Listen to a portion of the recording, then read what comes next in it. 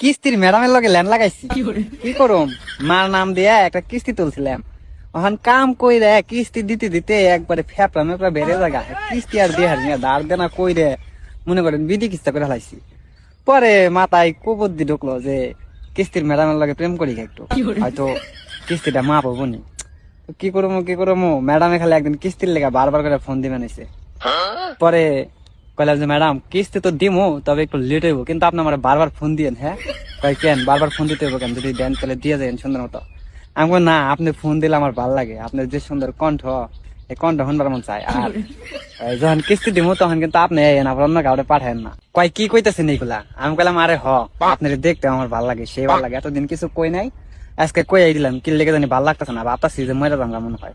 পরে ভাই আচ্ছা কিস্তি দিন ভদ্রলোকের মতো। আমি কই হ্যাঁ কিস্তি দিমুনি। যখন কিস্তির লেগাইছে তখন কইছি যাক, খুশি হইলাম যে আপনি আইছেন, আপনারা না দেখলে আমার খালি পরানটা ছটফট করে। পরে বললাম যে আজকে অফিস টাইম শেষ হইলে বাসায় যাই একটু ফোন দেন, গল্প সল্প করুন। ভাই কেন তো ফোন দিতে হইব কেন? আমি কই আরে দিতে কইছি দিয়েন, সমস্যা নাই। পরে অফিস শেষ করে বাসায় যায় ফোন দিচ্ছে, যে কি সমস্যা কি আপনার, বলেন কি হয়েছে। পরে পেলাম যে দেখেন আসলে আপনি কিস্তি টিস্তি নেন তো এই কারণে কিছু কইবার সাহস পাই না, যদি আবার অন্য কোনো কিছু মাইন্ড করেন তো সত্যি কথা এটাই যে আমি আপনারে পছন্দ করি, আপনারে আমার অনেক ভালো লাগে, কিন্তু কিছু কইতে পারি না আপনারে। আপনারে দেখলে আমার মনের মাঝে যে সুখ লাগে ওই সুখ আমি পৃথিবীর কোনো জায়গায় পাই না। আর আপনার চোখ কি কম, একবারে হরিণের মতো চাহনি, দেখলে এই মনের মাঝে কিছু একটা হয়, ওটা আপনার আমি বুঝিয়ে কইয়া পারলাম না। পরে ম্যাডামে কয় ও আচ্ছা তাই নাকি, আপনারা আবার কি মনে করছেন যে ম্যাডামে পড়ে যাবো গা? আরে ম্যাডামে পড়তো না মানে আমি কালা হইলে কি হবো, ফিল্টার মারলে সাকিব খান ফেল, তার মধ্যে আবার যোগ করে দিলাম কন্যা রাশি, আমার খালি কন্যা রাশিতে ঘন ঘন উতাল মারে। যাই হোক কয়েকদিন কথাবার্তা করার পরে দেখি সে লেভেলের প্রেম হয়ে গেছে, আমাকে এত ঘনিষ্ঠ সম্পর্ক হয়েছে, মাখামাখি সম্পর্ক।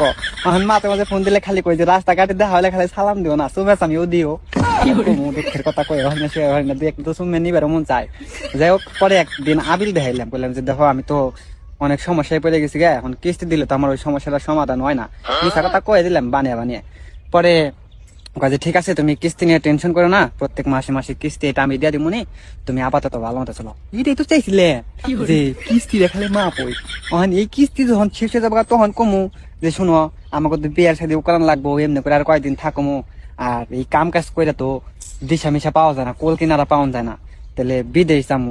বিদেশ যাওয়ার লিগা তো একটা ক্যাশ নাই, যদি 4-5 লাখ টাকা লোন নিয়ে দিতে তাহলে মনে করো কোন রকম দাঁতে কামড় দিয়ে আমি বিদেশ পৌঁছে হারলাম। তারপরে মনে করো কিস্তি কুস্তি শেষ দিয়ে দিলাম, তোমার বিয়াও করে হারাইলাম। আচ্ছা ঠিক আছে এটা শেষ হোক, একবারে লাইন আইছে খালি মতে মতে কিস্তি শেষ হলে 5 লাখ টাকা লোন নিয়ে যাবো গা বিদেশে।